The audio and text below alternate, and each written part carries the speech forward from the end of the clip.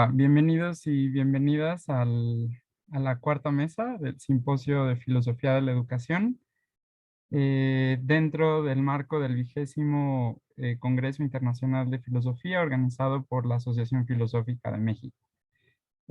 Como algunos de ustedes sabrán, ha habido otras 3 mesas de nuestro simposio coordinado por el doctor Miguel Romero y un servidor. Y a mí me toca ser el coordinador de esta cuarta y última mesa. No se les olvide a todos que el Congreso sigue con los distintos simposia y presentaciones de libro, etcétera, hasta el día viernes. Pues sean todos bienvenidos y bienvenidas a esta última mesa que se llama Pensar la educación en otros tiempos y lugares. Nos acompaña Tsitsi Janik Rojas Torres, que está aquí, Ana Olivares Muñoz Ledo también que nos acompaña, y yo también haré una participación. Mi nombre es Renato Huarte Cuellar. Voy a leer la breve biografía de cada uno de las colegas en este caso, y le daremos a cada una de ellas pues su espacio para que nos presente su trabajo. Entonces, Tsitsi Janik Rojas Torres obtuvo la licenciatura en Filosofía por la UNAM, donde también se graduó de la maestría con una tesis sobre la mística islámica y que llevó por título El concepto de al-Insan al-Kamil en el pensamiento de Jalal al-Din Rumi. Cuenta con estudios de literatura, traducción lingüística y empatía cultural, tanto en México como en el extranjero. Entre las distintas estancias académicas que ha realizado, destaca su participación como becaria internacional en el programa Yunus Emre de la Universidad de Ankara, Turquía, otorgada por el gobierno turco para estudios de lengua y cultura, así como su estancia de investigación en el Departamento de Estudios Árabes de la Sorbona Nueva París III, en Francia. Sus áreas de estudio son la estética, la ética y las culturas no occidentales desde el enfoque de los estudios postcoloniales. Es miembro del Seminario Crítico de Divulgación de la Filosofía y de la colectiva filosófica La Filosoferia. Actualmente se desempeña como profesora de las Facultades de Música y de Filosofía y Letras de la UNAM. Janik, adelante. Muchas gracias. Bueno, pues tenemos 20 minutos, entonces yo voy a poner acá mi cronómetro. Es para mí un gusto estar hoy con ustedes acá. Bueno, el tema que yo voy a abordar es la gran ausencia de la filosofía islámica, problematizar el horizonte epistémico de la enseñanza de la filosofía en México desde una perspectiva decolonial. Para empezar, habría que decir que desde hace mucho tiempo es un lugar común hablar de la filosofía árabe, porque ya incluso llamarla islámica es aspirar a mucho. Y cuando se hablaba de la filosofía árabe se decía que esta no tenía especial importancia, que era en realidad una labor que se había reducido a la traducción de los autores helénicos y en el mejor de los casos se les trataba como comentaristas de Aristóteles, ¿no? Esta ha sido una tradición que hemos encontrado durante mucho tiempo en México y en Latinoamérica. Y bueno, a estos filósofos musulmanes no podían aspirar ni siquiera a ser autores propios, sino que se les reducía o a comentaristas o a traductores, ¿no? Como si de hecho el arte de traducir no fuera ya un acto creativo y reflexivo en sí mismo. Sobre el supuesto anterior, la enseñanza de la filosofía de Medio Oriente ha sido excluida de los currículos académicos o de ser incluida se ha reducido a algunos nombres, ¿no? A Ibn Sina, Ibn Rushd, Avicenna Averroes y Al-Farabi, por ejemplo, y en algunos casos quizás a Ibn Arabi, como si 10 siglos de pensamiento más todos los debates modernos y contemporáneos pudieran ser contenidos en unas cuantas obras de unos 4 autores. Haríamos mal en pensar que lo anterior significa entonces que el Islam, como expresión religiosa, filosófica, cultural y geopolítica múltiple, ha sido estudiado poco. En realidad, la relación entre Oriente y Occidente es larga y paradójica. La historia es una historia de una dialéctica de fascinación y odio, de atracción y rechazo, que para bien o para mal ha forjado dinámicas violentas de identidades de ambos lados del mundo, ¿no? Lados que de algún momento fueron uno mismo, ¿no? Como si no pensáramos que de hecho Europa construye su imaginario de identidad en una religión que es de hecho del Medio Oriente, ¿no? Podemos rastrear esta relación contradictoria hasta los inicios del Islam, aunque Edward Said va a rastrear al primer orientalista hasta Esquilo con su obra de los persas. El Islam primero fue visto como una herejía y luego como una amenaza política. Europa siempre tuvo una fascinación por su comprensión y por la apropiación de sus avanzados conocimientos en ciencias. Esta fue de hecho una de las tantas tareas que realizaban escuelas de traductores como la famosa Escuela de Toledo y los talleres alfonsinos. Sin embargo, desde estos primeros acercamientos es posible comprender hacia dónde apuntaban los esfuerzos de comprensión occidental. La primera traducción al latín del Corán, por ejemplo, que fue encargada por Pedro el Venerable, abad de Cluny, en 1143, tenía por claro objetivo difamar y desprestigiar al Islam, a sus figuras y a sus creyentes. De ahí que no importara, de hecho, la precisión lingüística, pues esta traducción está llena de errores y de problemas. Lo cierto es que si bien este caso es un ejemplo icónico de las relaciones de investigación Occidente-Oriente, tras un primer momento de estudio sobre el Islam durante la Edad Media, la actitud en el Renacimiento cambió radicalmente, quizás por la radicalidad del yo cartesiano que construía en su soberbia un yo europeo, construyendo en automático alteridades extremas. El Islam, su presencia, diálogos y aportaciones científicas, históricas e intelectuales fueron borradas casi completamente. De ese silencio, casi digamos de esa desaparición, va a surgir después el orientalismo en su expresión más temprana, en el siglo XVI y posteriormente en el siglo XVIII, donde se redescubre Oriente. Salvaguarda de las posturas anteriores es la enseñanza de la filosofía, especialmente en América Latina, donde se ha continuado con la línea de exclusión e invisibilización del conocimiento no europeo. Esto es importante porque esta problemática, aunque en algún momento fue común a muchas academias en el mundo, persiste en América Latina, mientras que en Europa y en Estados Unidos, quizás donde los movimientos de colonialidad han pegado más fuerte en sus inicios, pues ya tenemos presencia de estudios sobre Medio Oriente desde perspectivas no eurocéntricas, ¿no? Que eso no ha pasado en nuestra academia. En el presente trabajo busco problematizar a favor de la enseñanza de la filosofía islámica como parte del currículo de la licenciatura de filosofía, especialmente hablando de la Universidad Nacional Autónoma de México. Quizás la primera pregunta que nos viene a la mente sería, ¿por qué México y los mexicanos deberíamos estudiar filosofía islámica? Esa es quizás la pregunta que me hacen más seguido, ¿no? México es un país mayoritariamente católico, hispanohablante, alejado geográficamente de los países de fe islámica, con una población musulmana muy reducida. Según la última estimación del Pew Research Center, es el 0.01% de la población mexicana. Además de esta distancia geográfica y de la nula presencia poblacional, pues México tiene sus propios problemas, ¿no? Vamos a hablar del alto índice de feminicidios, de la discriminación hacia habitantes nativos de nuestro país, de la corrupción, de los problemas del gobierno, por mencionar solo unos mínimos de los problemas. Y parecería pensarse que entonces, frente a los problemas que nosotros mismos tenemos, no es pertinente pensar en los problemas de otros, ¿no? En pensar aquellas problematizaciones que se han hecho en Medio Oriente.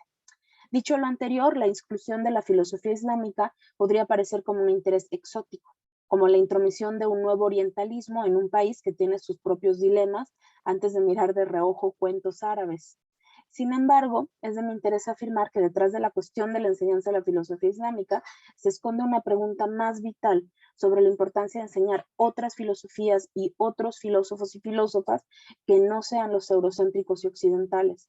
De hecho, la cuestión pone en tela de juicio los fundamentos de la propia filosofía como disciplina objetiva y neutral, basada en un ser humano supuestamente imparcial y sin prejuicios. Desde su fundición histórica como disciplina, localizada por supuesto en Grecia, como si los griegos hubieran sido los únicos humanos en haber planteado preguntas perennes sobre su propia existencia, la filosofía ha pretendido ser un saber neutral y universal.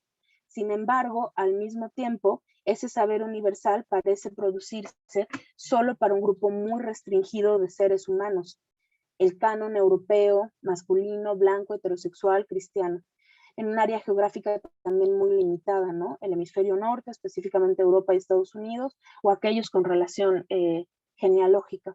El sujeto cartesiano no es solo pienso, luego existo. sino que, como señala Ramón Grossfogel, pienso desde un determinado horizonte masculino, blanco, heterosexual, etcétera, etcétera, luego existo. Y no es solo que la filosofía produzca este sujeto y valide su espacio de enunciación, sino que se conforma a sí misma como la guardiana de la realidad que construye y a la que se arrojan los sujetos conformados por la misma. Es constructora y salvaguarda, no solo el conocimiento teórico filosófico, sino de los mecanismos de exclusión, represión y violencia que se activan para poner en un determinado lugar de enunciación privilegiado a un grupo restringido de autores.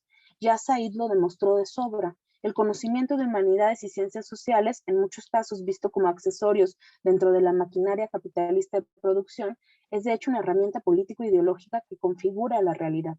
El proyecto de Colonial es de construir estas categorías dadas tácitamente y cuestionar cómo este horizonte tan estrecho de la existencia humana se convirtió en sinónimo de pensadores y ideas universales y clásicas. Y eso sería muy importante que volviéramos a criticar y a poner en duda los conceptos de qué es universal y qué es lo clásico, ¿no? Desde dónde se construye o hacia dónde.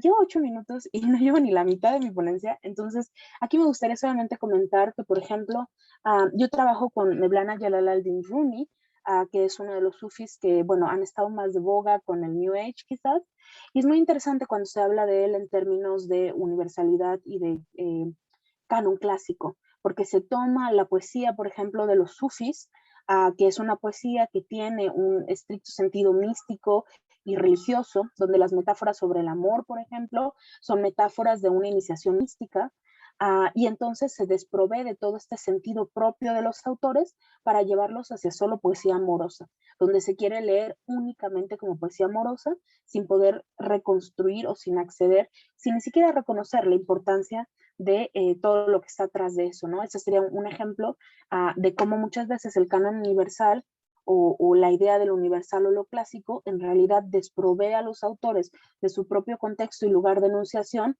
los reduce, los limita y los simplifica, ¿no? Y eso es un acto, de hecho, muy violento. Finalmente, podríamos preguntarnos, eh, finalmente, cuando nos preguntamos si enseñar o no la filosofía islámica, estamos haciendo una pregunta cuya respuesta afectará también si enseñamos a la filosofía asiática, a la africana, a los feminismos no blancos y a toda la filosofía y a los diálogos producidos entre y desde seres humanos que no pertenecen al individuo ideal del canon. Incluso podemos preguntarnos por qué enseñar incluso podemos preguntarnos la pregunta a la inversa. ¿Por qué enseñar solo la filosofía occidental o eurocéntrica? La respuesta a una de estas preguntas también responde la otra. En comparación con bueno, ahora me gustaría hablar un poco de la presencia de la filosofía islámica en América Latina, y habría que decir que, bueno, ha habido muchos esfuerzos alrededor de estos temas.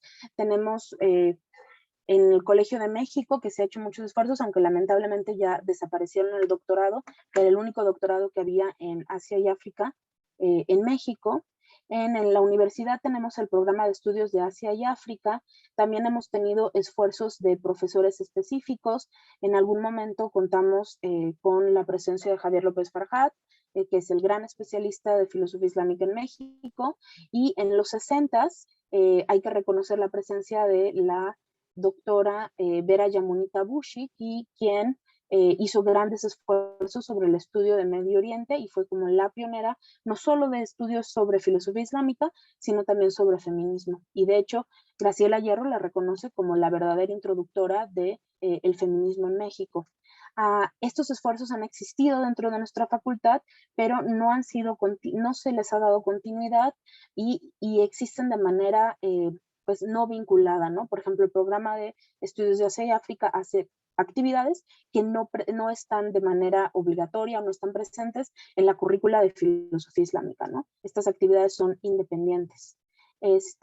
Creo que, bueno, tenía toda una parte en la que me encantaba hablar del trabajo de Vera Yamuni, pero bueno, eso quizás será en otro momento.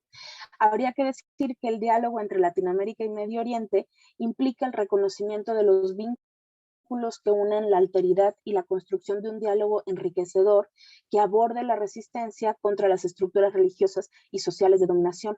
Esto se marca en un esfuerzo aún más amplio por construir puentes interseccionales entre las filosofías de América Latina y aquellas enunciadas desde otros espacios periféricos, creando la posibilidad de crear identidades que sean relacionales y situacionales en lugar de autocontenidas y cerradas.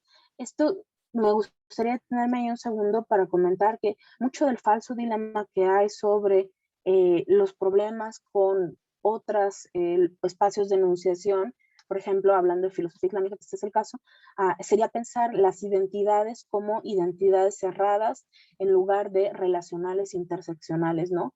Pareciera que cuando pensamos el universo de Medio Oriente es un universo que nos es completamente ajeno, cuando en realidad tenemos muchos puentes de diálogo y hemos tenido muchas historias entrecruzadas desde los inicios bueno, desde siempre. Y esta historia de no reconocer estos diálogos, esta presencia, estos carrefours, pues tiene que ver justamente con una agenda colonizadora, ¿no? Sí. Bueno, la enseñanza institucional de la filosofía en México ha sido tradicionalmente historicista y eurocéntrica. Usualmente la filosofía ha sido enseñada y pensada en orden cronológico y articulada en torno a movimientos intelectuales y a filósofos europeos. Lo anterior implica que las otredades no eurocéntricas son invisibilizadas. La riqueza intelectual de las culturas y pueblos periféricos no aparecen en la historia universal de la filosofía en México, en un claro ejemplo de lo que el sociólogo Boaventura Sousa de Santos llamaría epistemicidio. Un epistemicidio es el exterminio sistemático de los sistemas de conocimiento de ciertas comunidades a través del colonialismo europeo y la prolongación de esta violencia incluso después de la finalización del control político y geográfico colonial. Esto significa que incluso cuando el colonialismo europeo parece haber terminado y el control político se ha entregado a los locales, la estructura epistemológica existencial que se estableció como base para el colonialismo sigue existiendo, ¿no? Como una práctica política, económica de opresión y de violencia. Esta estructura, que ha sido considerada por la estudiosa musulmana Sirin Atbli, la llama la prisión ontológico-existencial, epistémico-existencial. Y bueno, esta estructura sigue modelando y creando un mundo. Vinculado al concepto de epistemicidio, encontramos otro importante, que es el de injusticia epistémica. La injusticia epistémica es un concepto introducido por primera vez por la filósofa inglesa Miranda Fricker. El concepto ha evolucionado mucho desde sus primeras introducciones, pero podemos hablar de injusticias epistémicas, hermenéuticas y testimoniales. Las hermenéuticas tienen que ver con la injusticia al interpretar el conocimiento del otro, y las testimoniales con la injusticia al tratar a aquel que está dando testimonio de su conocimiento.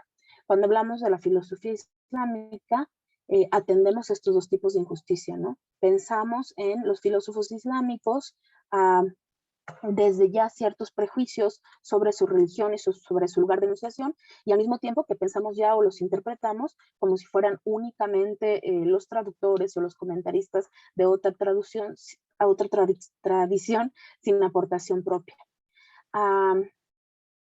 Y bueno, me gustaría a mí, me voy a saltar un poquito más adelante. Y bueno, este problema se vuelve aún más, es aún más agudo cuando hablamos de hecho de la mujer musulmana, ¿no? Cuando hablamos del estudio de la filosofía islámica realizada por mujeres, que existe, y de hecho hay muchas discusiones en el Islam realizadas por teólogas, y bueno, también es muy agudo cuando hablamos de los feminismos islámicos, ¿no? Pero ese es tema de otra ponencia completamente diferente, ¿no? La filosofía ha sido la guardiana de la jerarquía humana ontológica colonialista, ha consagrado las ideas de los filósofos europeos y desechado las de cualquier otro. Bajo la única inclusión del pensamiento occidental en los planes de estudio, supuestamente objetivos, se encuentra la suposición de que solo algunos conocimientos humanos son dignos en función de su procedencia y de su productor, mientras que otros conocimientos pueden ser descartados e ignorados. Aquí me gustaría detenerme un poco, ya me quedan solo 3 minutos, pero hay una parte en el curso en el que yo me dedico y es una parte que disfruto mucho, a hablar un poco de las aportaciones intelectuales del mundo islámico. Y entonces hablamos un poco, por ejemplo, de cómo el Renacimiento fue posibilitado a partir de estudios científicos realizados en Medio Oriente, la óptica, hablamos también de los antecedentes de la Divina Comedia, por ejemplo, en el viaje del profeta Mohammed, el Miraj, eh, y son, se trata de cosas que no son menores, ¿no? O sea, tenemos todos estos estudios que ha hecho Miguel Asina Palacios sobre la relación entre Dante y la Divina Comedia y el viaje del profeta Mohammed. Y bueno, es una inspiración clara, por no decir que fuese un plagio, porque en esa época no existía. Cuando hablamos de este tipo de cosas en la clase, o por ejemplo la historia de cómo llegó el libro a Europa, ¿no? A nosotros el libro, la escritura, el descubrimiento de el papel en China y luego tenemos como 1500 años de vacío y luego Gutenberg. O sea, ahí es un hoyo gigantesco que no problematizamos y que tiene mucho que ver con las aportaciones culturales del Islam, con cómo concebían la cultura, etcétera, etcétera, y que simplemente son invisibilizadas, ¿no? Y que son temas verdaderamente interesantes y que nos dejan ver cómo esta agenda pues predispone a aquello que se estudia o no sobre el Islam. De acuerdo con lo anterior, introducir la filosofía islámica en un plan de estudios de la licenciatura de filosofía en América Latina no es trivial, no es un interés exótico y debe tomarse en serio como hacerlo con otras filosofías no occidentales. Pero el objetivo no es solo la inserción repentina y miscelánea de autores, no es solamente diversificar el currículo, sino que se debe de poner en duda jerarquías ontológicas, categorías filosóficas, y preguntarnos justamente cómo entendemos cosas como la razón, el tiempo o la filosofía misma, porque desde ahí se ha articulado la discriminación. Uh, yo sé que ya me queda muy poco, entonces voy a acercarme al final. Sí, para hacer frente a estas injusticias perpetuadas por la filosofía, esta debe examinarse a sí misma y criticar y abandonar su obsoleto papel de guardiana de un sistema colonialista violento, represivo y discriminatorio, aunque eso signifique desmitificar a sus sagrados autores clásicos y a sus escuelas de pensamiento. Al igual que hemos llegado a aceptar que la ciencia no es objetiva, sino que está sujeta a la historia, a la cultura y al contexto social, la filosofía debe ser examinada con el mismo escrutinio, sin intención de descartar la filosofía clásica, porque al fin y al cabo nadie pretende reproducir las mismas prácticas de invisibilización y violencia, sino que simplemente reconocer a aquellos cuyas voces han sido robadas y silenciadas. Eso no significa que el Islam y la propia filosofía islámica estén limpios de prácticas violentas y represivas, pero sí que en lugar de juzgar desde una perspectiva autoritaria, deberíamos escuchar primero sus voces y validar sus identidades antes de sacar conclusiones definitivas, beneficio que los más privilegiados han recibido durante mucho tiempo, especialmente cuando se trata del tema de las mujeres musulmanas. Y ya para terminar, cambiar esta estructura. No, a ver, un segundito. Por acá. Por último, hay que decir que el estudio de la filosofía islámica también sirve para desarrollar virtudes intelectuales como la empatía, la apertura mental, la imparcialidad y la equidad epistémica. Estas capacidades pueden ser transferibles a nuestro propio entorno y pueden ayudarnos a identificar la violencia sistemática que quizás nos cuesta ver cuando estamos inmersos en ella. Esta transferibilidad es importante frente a la objeción de que deberíamos estudiar la alteridad solamente dentro de nuestros propios límites antes de estudiar la alteridad fuera de estos. Para comprender mejor los momentos de alteridad que se producen dentro de nuestro propio contexto, necesitamos estudiar la forma en que se producen en espacios paralelos, ya sea culturales, geográficos o religiosos. Es al escuchar esas voces de la lejanía cuando podemos oír mejor las voces silenciadas al interior. Muchas gracias. Gracias, Janik. Muy interesante lo que nos propones. Para dejar tiempo a por lo menos comentarios, seguramente hay gente que nos sigue en Facebook, tenemos algunos colegas aquí con nosotros en el aula Zoom. Pero bueno, paso a presentar a Ana Olivares Muñoz Ledo. Ella es egresada de la licenciatura en Pedagogía, eh, miembro del Seminario de Filosofía de la Educación de la Facultad de Filosofía y Letras. Además, está por defender la tesis Entre la paradoja y el misterio hacia una filosofía de la educación en el Qum'an, texto de identidad y método para el despertar Wu en el budismo Chan. Eh, Actualmente trabaja en la sección del bachillerato abierto de la Secretaría de Educación Pública, haciendo adaptaciones para inclusión de la diversidad de nuestro país. Sin más, le doy la palabra a Ana, quien nos va a presentar la ponencia Educarse o cultivarse, una aproximación al pensamiento de Yukichi Fukuzawa. Adelante, Ana.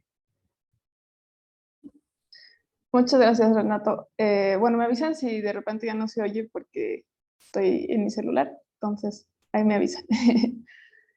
Bueno, para hablar de un pensador como Yukichi Fukuzawa y su vínculo con la educación o con su pensamiento en torno a la educación, considero que primero es importante pensar en a qué nos referimos con filosofía de la educación, así en muy breve, sin resolver mayor cosa, pero considero que esto nos ayuda a entender un poco de dónde viene Fukuzawa. En este sentido, yo he pensado, a partir de Ergas y Lewin, he tomado su definición de filosofía de la educación para partir de ahí con Fukuzawa. Estos dos autores se plantean que, así como la filosofía se pregunta por cuestiones de la vida y del ser humano, la filosofía de la educación se debe preguntar por qué es lo que nos hace ser efectivamente seres humanos. Con esto en mente, considero que la reflexión que Fukuzawa hizo en su momento, de la cual ahorita entraré en detalle, es una reflexión que nos lleva a pensar en la filosofía de la educación precisamente porque él piensa qué es lo que a un japonés lo hace ser efectivamente un ser humano en su época y en su contexto, sociedad y comunidad. En este sentido, también considero importante rescatar la cuestión de las filosofías del mundo como una cuestión no tan sistematizada y alejada de, pues sí, alejada, independiente, queremos decirlo, de la filosofía entendida como aquella cuestión del pensamiento que nace en la antigua Grecia. Con esto dicho, ya podemos entrar a Fukuzawa, porque, pues bien, primero tendríamos que pensar quién fue Yukichi Fukuzawa, ¿no? Que está, de hecho, en uno de los billetes de Japón, ¿no? Es un personaje conocido, importante, y que hoy en día se sigue considerando como, pues, quizá sería problemático decir padre de la educación en Japón, pero también podríamos decirlo, ¿no? Porque es de estos pensadores que comienzan, pues, a pensar el rumbo de la educación de un país que está saliendo de una cierta cuestión a la cual ahorita llegaré, y es el que se empieza a cuestionar ya en un nivel nacional sobre el rumbo de la educación. En este sentido, ya puedo entrar al contexto de Yukichi Fukuzawa. Es un pensador de la época Meiji, es decir, esta época que corrió aproximadamente desde la mitad del siglo XIX a principios del siglo XX, una época que se caracteriza por ser muy distinta al resto de las eras, que Japón se divide en eras, sus tiempos, pues, sus épocas se dividen en eras, cada una lleva el nombre del emperador en turno. Antes de Meiji estaba la era de Tokugawa, que se caracterizó por ser extremadamente cerrada. Fue una época en la que Japón no conoció del mundo fuera de la isla, y pues muchas veces se habla como de un Japón feudal, ¿no? Pero no quiero entrar en esas palabras porque siento que es descontextualizar un poco la situación de Japón con referencia a lo feudal de Europa. Pero bueno, digamos que era una época en la que Japón no tenía el desarrollo tecnológico que llegó a tener en el siglo XX. Y cambia de emperador, entra en la familia Meiji, y entonces es así cuando Japón abre las puertas al mundo y dice, ¿qué está pasando? ¿Por qué estamos tan atrasados? Lo que sea que eso quiera decir. ¿Por qué Europa ya está aquí con sus máquinas de vapor?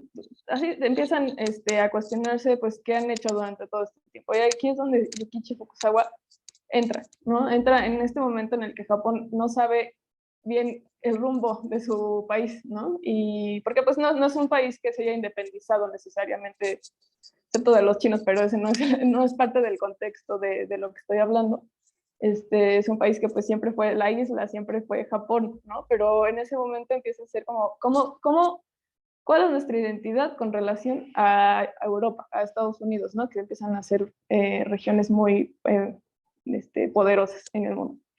Y entonces Yukichi Fukuzawa va a estudiar Europa y va a aprender qué están pensando en Europa y regresa, ¿no? Y parecería ser que regresa con este ánimo, como en muchos otros países, de implementar lo que aprendió en Europa, pero no, ¿no? Y aquí es donde empieza a entrar el asunto de la concepción de lo que le hace ser humano a uno en el pensamiento de Fukuzawa. Así pues, Fukuzawa, cuando uno lee sus textos, como que siempre habla del aprendizaje, ¿no? Y el aprendizaje viene y va, y viene y va, ¿no? Y es curioso porque el aprendizaje, esto lo aprendí después de escribir esta ponencia, pero el aprendizaje en japonés se refiere más bien como a la palabra transformación. El verbo en japonés es naraimas y no es aprender como literalmente aprender en español o learning en inglés, es transformarse. Y eso me parece interesante y que abona la discusión con Yukichi Fukuzawa. Así pues, mi pregunta cuando hice este trabajo era ¿por qué aprender, no? ¿Por qué habla de aprender y no de educar, estudiar, no? Y entonces parece ser que el asunto se recarga mucho en la persona que está aprendiendo, que está recibiendo el conocimiento del exterior a su persona, ¿no? Entonces, como que se desdibuja un poco esta binomio de maestro-estudiante y eso empezó a ser interesante para mí cuando leía a este pensador, ¿no? Y bueno, el primer libro que leí sobre él se llama An Encouragement of Learning, justamente en inglés, y me parece que lo escribió en inglés justamente con este ánimo de que el resto del mundo entendiera Japón y conociera que en Japón se estaban pensando también cosas interesantes, ¿no? Y entonces, además del libro, Fukuzawa hizo muchos panfletos, ¿no? En donde exhortaba al japonés común a que aprendiera por sí mismo, ¿no?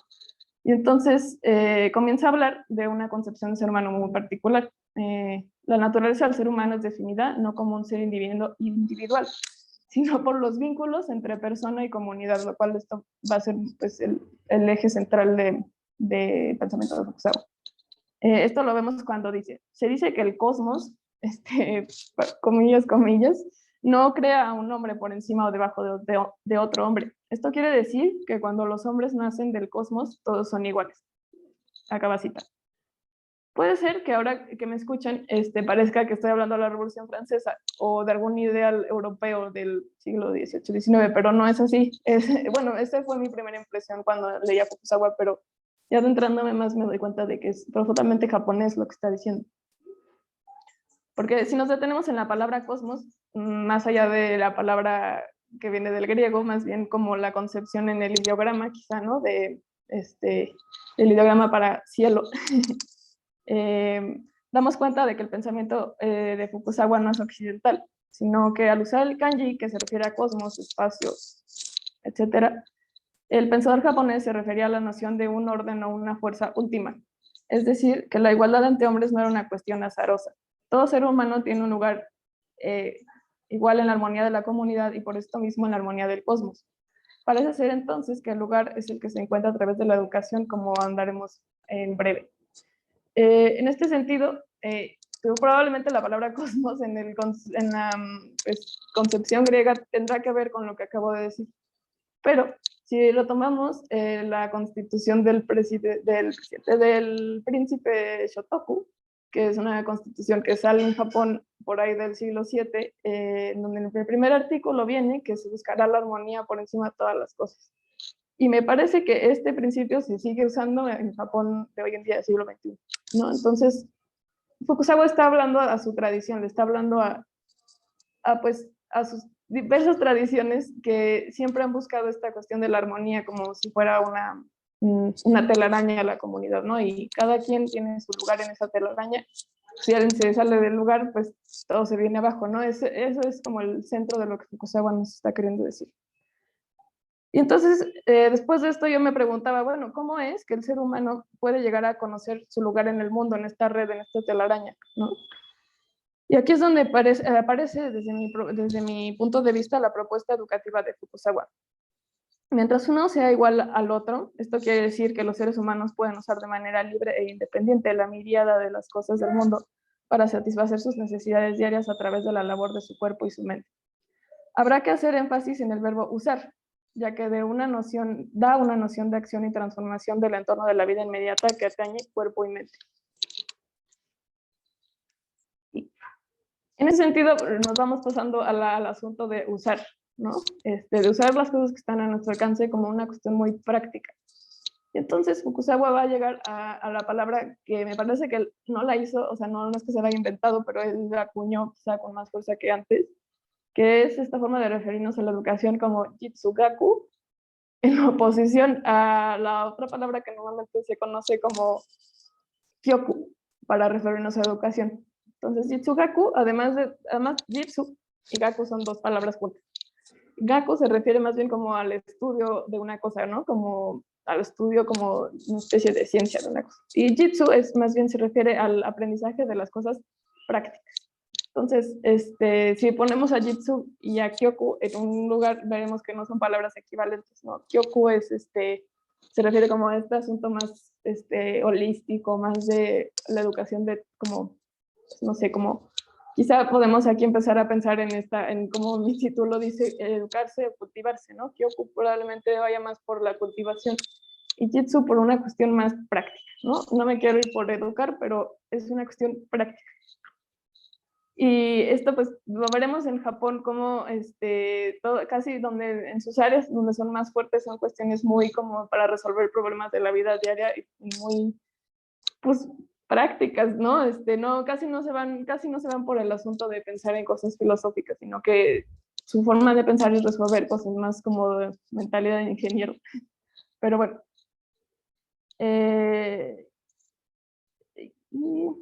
Ya dije eso.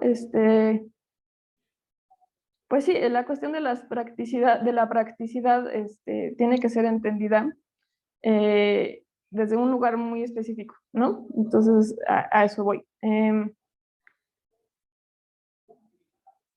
Cuando hablamos de práctico, también hablamos de que cada quien se tiene que encargar como de su propia, pues de su propia formación, ¿no? Y entonces, aquí es donde yo me pregunto, ¿cómo es posible que un proyecto nacional devenga de pensar en que cada persona se encarga de su aprendizaje? Algo me seguía haciendo ruido para cuando escribí esta ponencia. Es la diferencia de pensamiento entre referentes occidentales y el resto del mundo, que indudablemente está en el pensamiento de Fukuzawa. Con esta inquietud en mente, llegué a un artículo que habla justamente sobre las influencias del confucianismo, tradición milenaria de Asia, bueno, originaria de China, pero que influenció toda el área del sureste asiático, en el pensamiento de la era Meiji. El autor de este artículo hace hincapié en el problema que resulta diferenciar lo religioso filosófico de lo demás en la concepción de la vida japonesa, porque lo práctico no debe entenderse como algo laico, ¿no? En un sentido como quizá lo entenderíamos en México.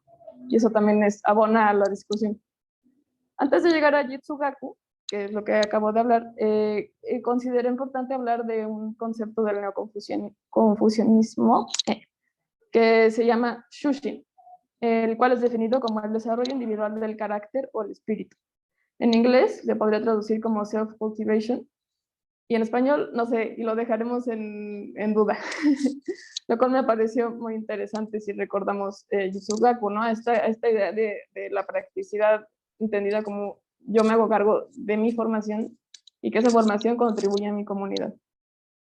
Entonces, retomemos la idea del cosmos y el lugar que las personas se encuentran a través de la educación o Jitsugaku. Que educación y Jitsugaku no necesariamente son equivalentes, pero podemos estar en paz con eso por el momento. Ornatowski comenta que el self y la comunidad se entienden como parte de un entero. En este sentido, todo cambio significativo solamente puede empezar con el cambio en el individuo, no cambiando los valores y aspiraciones de la comunidad.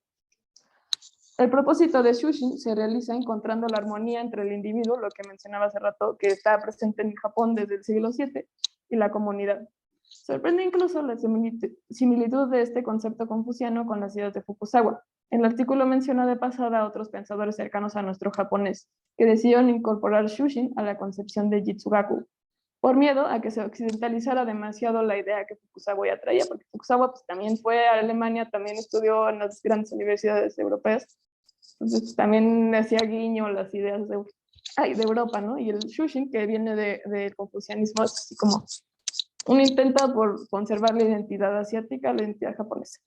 Y pues finalmente, como conclusión, creo que es importante detenernos en la idea que mencionaba acerca de qué es la educación en general.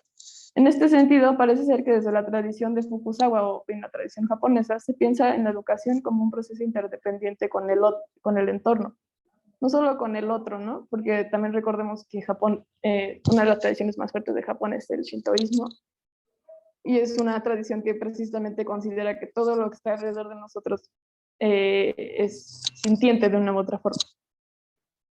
Por esto mismo, la figura del educador o bien el actor que transmite el conocimiento es irrelevante, ¿no? Porque mi primera pregunta era como, ¿por qué no está el maestro, no? ¿Por qué no está este binomio? Es irrelevante si entendemos que para Fukuzawa era impensable hablar de depender de alguien aún más para aprender. Y Japón nunca depende de alguien, además. Sin embargo, cabe resaltar que no se trata de una vida solitaria. Este aprendizaje práctico para la cultivación, educación, formación de uno mismo siempre es con la idea de una comunidad que contradictoriamente depende de cada una de sus partes. A través de esto es como se va constituyendo lo humano dentro de cada quien. De tal manera que el lugar es un punto de llegada en el cual significa conseguir la libertad personal sin infringir la de otros. Es decir, que se es libre cuando uno ya aprendió o ya se educó, ya se formó. Y ser libre no es otra cosa que conocer la armonía de la vida y el singular lugar de uno mismo en la naturaleza de la comunidad. Y pues hasta aquí llega este intento de interpretación. Si bien nunca podré entender plenamente el pensamiento japonés, esta imposibilidad revelada permite salir de lo conocido para explorar tierras lejanas, lo cual siempre resignifica el quehacer diario más allá de la educación. Gracias. Gracias, Ana. Muy interesante lo que nos traes el día de hoy, aunque sea así nada más con pequeños visos a las islas japonesas. Y bueno, pues me toca a mí exponer y bueno, yo me presento, digamos, porque me toca ser moderador y presentador a la vez. Como les dije, soy Renato Huarte y soy licenciado en Pedagogía, licenciado en Filosofía y egresado de la carrera de Letras Clásicas. Estudié la maestría en Filosofía de las Ciencias, donde trabajé cuestiones de filosofía de las ciencias sociales y humanas. Y soy doctor en Filosofía, en donde articulé la filosofía del lenguaje y la filosofía de la educación. He dado clases en la Facultad de Filosofía y Letras, sobre todo en las licenciaturas en Pedagogía y Filosofía, y pues he trabajado con asociaciones internacionales como la Asociación Latinoamericana de Filosofía de la Educación y la Red Internacional de Filósofos de la Educación, entre otras cuestiones. He trabajado justamente los límites, el concepto de tradición como un concepto filosófico. Esto no solo está en Gadamer ni en Popper, sino que está en muchos otros autores. Y cómo esto se puede aplicar a la filosofía de la educación, tratando de encontrar los límites, las conexiones y, como han dicho tanto Janik como Ana, tratar de encontrar pues otras tradiciones y este diálogo entre tradiciones. Entonces, pues lo que voy a presentarles a ustedes es, podrá sonar contraintuitivo porque voy a tratar de presentarles el caso, digamos, de la epigrafía griega como una forma para pensar la historia y la filosofía de la educación desde el texto clásico de Henri y René Maroux, que se llama Historia de la Educación en la Antigüedad, y trataré de hacer ver a los griegos no necesariamente como los fundadores de lo europeo, cosa más distante, sino más bien como más orientales, si es que tal cosa ayuda de algo. Entonces, en ese sentido, pues voy, dado lo corto del tiempo que tenemos, voy a plasmar varias ideas, voy a tratar de explicar cuál es la relación entre los estudios clásicos y la propia filosofía, para poder entender cómo podemos ver a los griegos para seguir nutriendo las discusiones de filosofía de la educación hasta nuestros días. Bueno, he de decir que hacia el siglo XVIII o XIX europeo, sobre todo en centros como Inglaterra, Alemania y Francia, los filósofos y los estudiosos de las tradiciones clásicas, sobre todo entendidas, pero no exclusivamente como Grecia y Roma, sino también, por ejemplo, hubo grandes estudiosos de la filosofía de la India y de las filosofías de otras latitudes, eran las mismas personas. Recordemos que Goethe, a la vez que elaboró el primer diccionario de griego en alemán, también era un gran literato y, por qué no decirlo, también un filósofo. Las etiquetas para este momento quedan cortas, tienen un pegamento muy delicado. Entonces, ¿cómo llegamos al punto en donde pues hemos separado la filosofía de los estudios clásicos? Para los colegas de estudios clásicos, sobre todo filólogos clásicos, su objeto de estudio es muy interesante porque es cualquier cosa que haya sido escrita en griego, en latín, en sánscrito. Es decir, lo lingüístico es lo que determina su objeto de estudio. Entonces, por eso no nos extraña que muchos de los colegas de filólogos clásicos tengan conocimiento o vean a la filosofía como parte de su objeto de estudio. Entonces, esto es muy interesante, aunque las metodologías desde mi propia experiencia son distintas. Hay un punto en donde, por ejemplo, Heidegger va a confiar plenamente en Werner Jäger con su libro muy famoso, es un clásico, como ya nos decía Hanik, un clásico que desde una definición de uno de mis profesores, un libro clásico en México es aquel que todo mundo conoce, pero que nadie lee. Entonces, en ese sentido, el libro de Paideia, y no voy a tratar de traducir el subtítulo porque eso nos llevaría a otra discusión, hay tesis y textos al respecto de este hermoso texto, que fue traducido al castellano, inclusive antes que el inglés, gracias a Alfonso Reyes y su contacto con el Fondo de Cultura Económica, historia que deberá ser contada en otro momento. Pero filósofos como Heidegger confiarán plenamente en los filólogos clásicos. Debe ser dicho, aunque sea de pasada, que tal vez Werner Jäger fue el último gran filólogo de la escuela, por ejemplo, de Ulrich Wilamowitz Moellendorff, que algunos de ustedes tal vez conozcan porque fue también maestro de Friedrich Nietzsche, que también era filólogo clásico, por supuesto. Entonces, esta confianza que tenemos los filósofos de los filólogos clásicos se debe a que, pues básicamente, el filósofo contemporáneo conoce fuera de tal vez unos términos, pues no conoce ni el griego, ni el latín, ni siquiera otras lenguas de otras latitudes. Fueron los alemanes, como segundo punto, me gustaría decir esto, los que se consideraron a través de como nos dice el propio Horacio, que cuando Roma conquistó Grecia, Grecia conquistó Roma, estoy haciendo evidentemente una paráfrasis muy amplia, la cultura griega pasó a ser romana con sus adaptaciones culturalmente hablando, y esto, digamos, con la caída del imperio romano de Occidente, se transformará y esos pueblos que los romanos habían llamado bárbaros hasta la caída del Imperio Romano, se convertirán en, entre otras cosas, el Sacro Imperio Germano-Románico y adoptarán para sí mismos esta herencia cultural. De hecho, podemos decir que digamos, entre el siglo V y el siglo VIII después de Cristo, se dará esta división cultural y política de los pueblos de la región y pues los reyes se considerarán también romano-germánicos.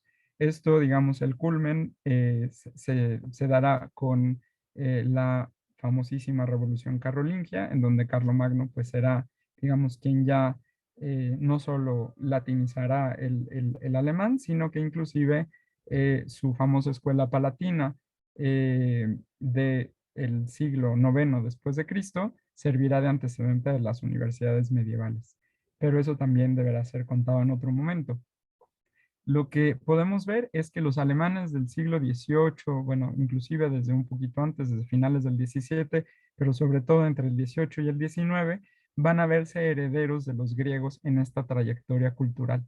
Sin embargo, esto claramente ha sido puesto en duda por muchos historiadores, no muchos, pero algunos historiadores de la filosofía, que han mostrado que los griegos se parecen más a las culturas orientales que inclusive a las culturas, llamémosle, occidentales. Ese es el punto de partida de lo que quiero compartir con ustedes. Entonces, ¿qué es lo que pasa cuando tratamos de hacer filosofía de la educación con respecto a los griegos? Entonces, tanto filósofos como pedagogos, normalistas, etcétera, si queremos hacer un estudio histórico, teórico, filosófico, tenemos que confiar en los filólogos. Y en este caso, quiero abordar el caso de Henri Irénée, que podría ser traducido al español como Enrique Ireneo Marrú, y que su libro, traducido también en el Fondo de Cultura Económico en nuestro país, pues es un libro fundamental. Si uno solo ve el aparato crítico, es decir, las notas, citas y referencias, uno puede descubrir una gran cantidad de información, ya que pues el propio Marrú es no solo filólogo clásico, sino estudioso de la antigüedad, eh, sobre todo con textos que van a abarcar la antigüedad tardía, aunque también se mueve con mucha facilidad desde la antigüedad anterior al siglo VI antes de Cristo y la época clásica de las poleis griegas. En su libro, en la historia de la educación en la antigüedad, Marrú en el capítulo quinto, bueno, al capítulo quinto lo nombra la escuela. Entonces, lo que siento yo es que muchos de los lectores de este texto se llama justamente la escuela primaria, y cito lo siguiente. Dice: la educación propiamente dicha, paideia, nunca comienza antes de los 7 años cumplidos, edad en la que el niño es enviado a la escuela. Punto. Hasta aquí Marrú. Debo decir que muy pocos estudiosos de la educación griega se percatan de la nota que hizo Werner Jäger, que dice que la palabra paideia no es una palabra que se usara en época clásica, sino que es de la antigüedad tardía. Esta nota claramente muchos se la pasaron por alto, porque la palabra paideia la usamos, la discutimos, la usamos casi como emblema, como si fuera el símbolo de la educación en la antigüedad, cuando el gran especialista y el que nombra su libro Paideia dice que él se toma una libertad de traducción, digamos, para nombrar Paideia a este proceso que va desde, pues digamos, los textos homéricos hasta, como era de su interés, hasta inclusive la paideia cristiana en la antigüedad tardía, ¿no? Después del advenimiento del cristianismo en pleno imperio romano. Entonces, lo que yo veo como atinado de Marrú es tratar de dar cuenta de todas las fuentes que tienen para que nosotros podamos entender cómo era la educación. Pero por otro lado, siento que tiene una intención que para nosotros, lectores del siglo XX y lo que llevamos del XXI, muchas veces no percibimos en esos matices. Es decir, el gran aporte, y el cual desarrollaré en los minutos que me quedan, tiene que ver con la epigrafía. Voy a explicar qué es y cómo podemos nosotros retomar y tratar de pensar la educación, perdón, desde esta disciplina interdisciplinaria, pero que no, casi no se hace en nuestro país, por obvias razones, porque no tenemos restos, digamos, de las culturas griegas y romanas, aunque sí hay epigrafía maya, hay epigrafía de las culturas antiguas. Pero por otro lado, ¿cuál era la necesidad que tenía Marrú de llamar al capítulo quinto la escuela primaria? Entonces, pues con esto voy a cerrar mi participación en los minutos que me quedan. La epigrafía es el estudio de todas las fuentes que existen de la antigüedad, indistintamente de la cultura a la que nos estemos refiriendo, pero cuyo material o base sean las piedras o sean, por ejemplo, guijarros, cerámica, cualquier soporte material que no sea papiro o pergamino, es decir, que no se considere un texto, aunque eso también está en discusión entre los epigrafistas más comunes. Lo que sabemos y la gran aportación que no hace Jäger, pero que sí hace Marrú, es incorporar todo el corpus, el corpus epigraphicum que se tenía hasta el momento en que escribe, y recordemos que se siguen haciendo excavaciones arqueológicas y vamos descubriendo, por ejemplo, se tiene, el Museo Británico tiene una colección de más de 600, bueno, lo voy a decir en latín, pero tabula rasa, que Aristóteles la hizo famosa, pero era un adminículo muy claro, era parecido a los pizarrines que los mexicanos usaban a principios del siglo XX, que era un pizarrón pequeño donde los niños, sobre todo que querían aprender las letras, o en el caso de los antiguos, los famosos centones con C, es decir, 100 versos de la Ilíada y la Odisea, y entonces como tal vez los orígenes del material didáctico,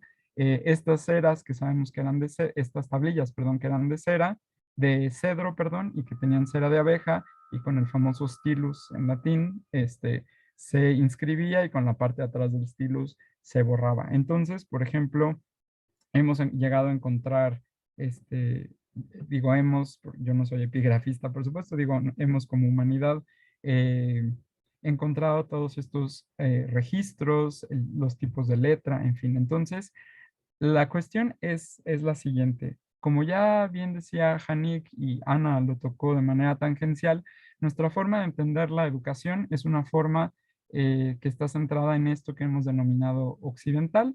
Eso quiere decir básicamente los pueblos europeos, las tradiciones y discusiones que se tienen en Europa, en Estados Unidos, y no se hace un estudio de los pueblos originarios e inclusive los pueblos, digamos, de los países que hoy en día llamamos latinoamericanos, mucho menos de otras latitudes. Entonces, mi postura es que tenemos que recurrir también a ver a los griegos, los latinos e inclusive otras tradiciones para poder fijar, digamos, qué es lo que se está refiriendo. Es decir, había una escuela en la antigua Grecia, estamos hablando sobre todo pensando en el siglo quinto, cuarto antes de Cristo. La respuesta, si seguimos las referencias que nos da Marrú, es claramente no, no había escuela. Lo que había, como dice, es una educación familiar, es decir, con los esclavos que se tenía. Estamos hablando, por supuesto, que se tiene registro sobre todo de las clases altas, aunque ha habido, entre otros, por ejemplo, Marcus Finley, etcétera, otros investigadores que han puesto el dedo sobre la llaga de que los esclavos también podrían ser considerados por nosotros como personas y que pasaba con los círculos no elitistas, pero de donde más tenemos fuentes es de, pues evidentemente, las élites. Entonces, lo que aporta Marrú, y cuando uno sabe un poco de cómo buscar estas fuentes epigráficas y también evidentemente textuales de las que no he hablado, uno puede percatarse de que si pudiera yo resumir o hacerle una especie de corrección, claro, con mucho respeto al profesor Marrú, sería que justamente los niños griegos, sobre todo hombres, sobre todo los que no eran de la costa jonia, estoy hablando de ciudades como Atenas, Tebas, entre otras, digamos, ya de la Grecia continental y no necesariamente de la Magna Grecia, pues los niños ricos, digamos, iban con maestros particulares. Es decir, eran una especie de clase privada en donde pues el padre de familia pagaba con dinero y para eso usaba al esclavo que fungía como pedagogo para no solo llevar al niño de maestro en maestro, sino de cuidar que, digamos, les llegara el pago y también protegerlo por las calles de la ciudad, que no necesariamente eran todas, según sabemos, muy seguras. Entonces, la cuestión es, las fuentes epigráficas, así como las fuentes textuales, son otra enorme fuente que nos pueden brindar los estudiosos de la filología clásica y de los estudios clásicos para tratar de pensar estos conceptos.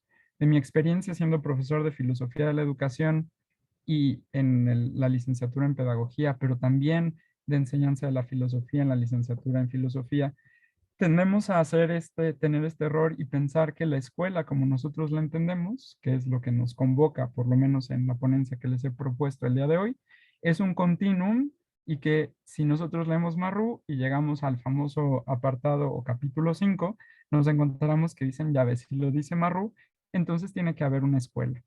Y ahí yo siento que Marrú intentó, esta es mi interpretación, lo digo por lo que dice en la introducción, tratar de traducir, entre comillas, que parece que es como el gran tema de esta mesa, cómo podemos traducir otras tradiciones, traducir a los ojos y oídos de los occidentales cuáles podrían ser eh, eh, las, las, las formas en las que nosotros podemos entender la escuela. Y entonces yo siento que más que una virtud de hacer este acto de traducción a los oídos en principio franceses, pero gracias al Fondo de Cultura Económica también a los oídos en lengua española, etcétera, es como que si nosotros jugáramos con pensar que no hay otra opción, no hay otras viabilidades a la educación más que la escolaridad y además la escuela que nosotros hemos construido en los estados nacionales modernos. Entonces, para ir cerrando y abrir y tener suficiente espacio para dudas, preguntas y comentarios, a mí me gustaría decir que si bien hay que recurrir a libros como este de Marrou, etcétera, eh, el de los Bonner, por ejemplo, para la educación en la antigua Roma, etcétera. Han salido nuevos textos sobre la educación espartana que pues van en contra de las noticias que tenemos de Plutarco, porque Plutarco nos marca ya, digamos, en el siglo I o segundo, más bien segundo, una sociedad espartana prácticamente militarista, cuando los estudios, digamos, nos hacen ver que la educación espartana era mucho más que eso. La educación espartana en el siglo VI no tiene nada que ver con lo que llega a oídos de Plutarco, en fin, entre otras cosas.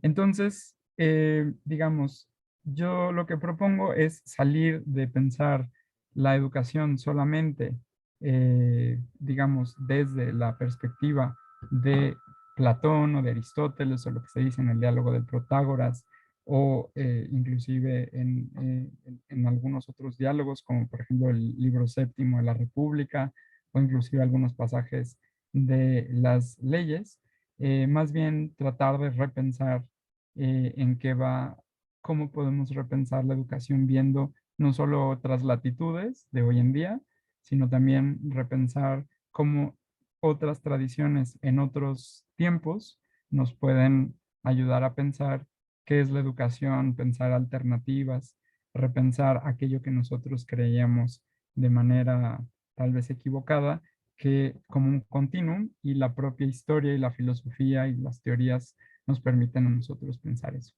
Pues hasta aquí dejo mi participación y vuelvo a ser el moderador. Entonces, pues abrimos la sesión para preguntas, comentarios. Tenemos suficiente tiempo para que puedan participar, etcétera. Me dicen que en Facebook no hay preguntas. De todas maneras, ahora las pueden hacer. La gente del comité organizador nos va a ayudar a traerlas a colación aquí al chat. Entonces abrimos para preguntas, dudas, comentarios.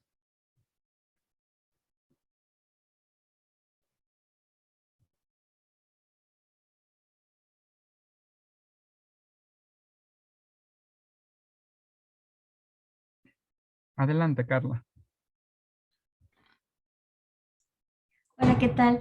Pues primero que nada quiero felicitarlos. Me encantó su mesa porque aprendí muchísimo. Como ustedes dicen, se ve desde diferentes panoramas, desde diferentes perspectivas y no solamente desde un espacio pedagógico, sino como bien lo hacen, lo enlazan con la parte de la filosofía y este perfeccionamiento humano. A mí me llamó mucho la atención la forma en la que planteas Zaira, me parece, Zaira, David, y me pregunto, me imagino que tú no solamente has leído en inglés a este pedagogo y me parece que también ya sería como un filósofo, sino también en japonés, también sabes el idioma, porque dices que haces la traducción, pero no sabes hacerla al español de algunos términos. Y me llama la atención, ¿cuál sería tu postura entonces acerca de esto que estás planteando ¿cuál sería tu postura dentro de este proceso de transformación que le llamas, que contribuye a la comunidad y dice, se educa a sí mismo? Entonces, e incluso mencionas que la parte del docente como que queda un poquito fuera. Y yo me quedo pensando, ¿no será que también está hablando acerca de esta postura en la cual todo docente pasa por ser estudiante y todo estudiante pasa de algún momento al proceso de enseñanza y posteriormente al de aprendizaje para poder dar lugar a la transformación? Adelante, Ana. Sí, muchas gracias por la pregunta. Pues no leí a Fukuzawa en japonés, pero sé bastante japonés como para poder notar las diferencias entre las diferentes formas de nombrar educación en japonés. Y por otro lado, yo creo que en el pensamiento de Fukuzawa no necesariamente funciona esta idea que nos comenta sobre que todos son alguna vez maestros de alguien y luego son estudiantes. Yo creo que al contrario, y es lo que es singular de la propuesta de Fukuzawa, es que precisamente como que el maestro y el estudiante viven en la misma persona, ¿no? Considero que es su propuesta porque él piensa como, pues más allá de lo que se pueda decir a nivel comunidad o sociedad, depende mucho de lo que haga cada quien, cómo se va a ir fraguando en la comunidad. Entonces, yo creo que ahí sí, Fukuzawa pues se queda muy de este lado japonés de las cosas, ¿no? Pues no sé, como de hacerte cargo de tu propio devenir. Creo que por ahí lo podría dejar. Gracias, Ana. Pues no sé si quieran, los que no puedan prender el micrófono pueden usar el chat. Los colegas del staff nos están ayudando revisando qué hay en Facebook.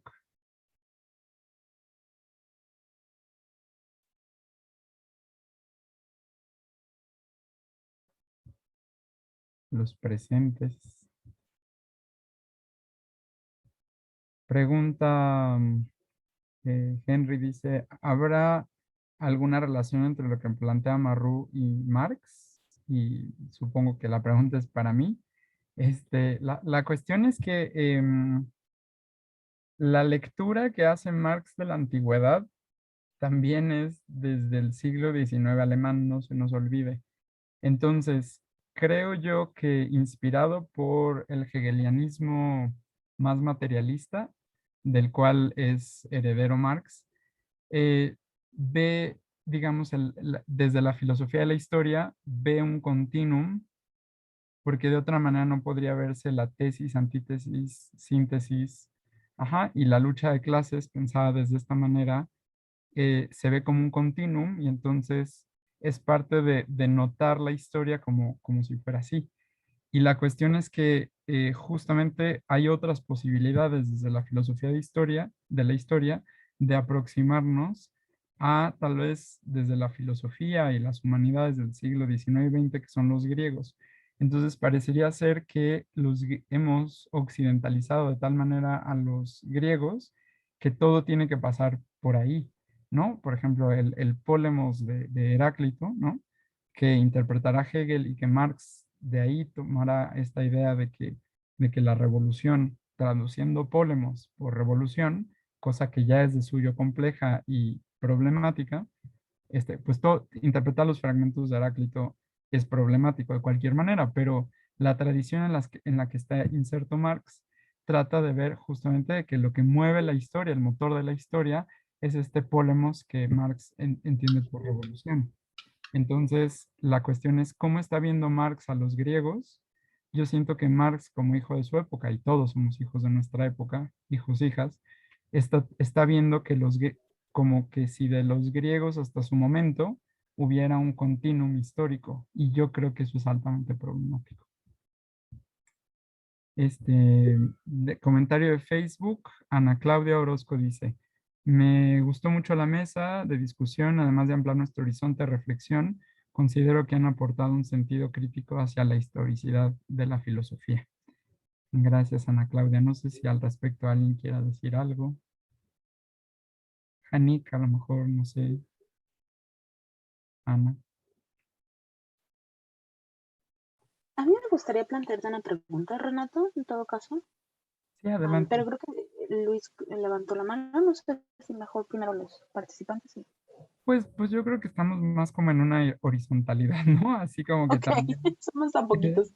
Pues es que Ah, no tanto por ser poquito, sino que es una congruencia, ¿no? O sea, dejar de ver como que la filosofía buena es la occidental y todas las demás son como derivadas, como tú decías, ¿no? Que hasta en el Gilson dicen, ¿no? Que la filosofía árabes y judías son como meros intérpretes, ¿no? Y entonces a uno le da el paro cardíaco. Pero bueno, yo ya sé. inclusive yo con Luis Javier López Fargeat hemos tenido esa discusión y Gilson se corrige a sí mismo, hay que decirlo, ¿no? En donde dijo que tienen mérito propios, ¿no? Pero bueno. Entonces, esto nada más para articular que está bien, Janik, y luego le damos la palabra a Luis Javier.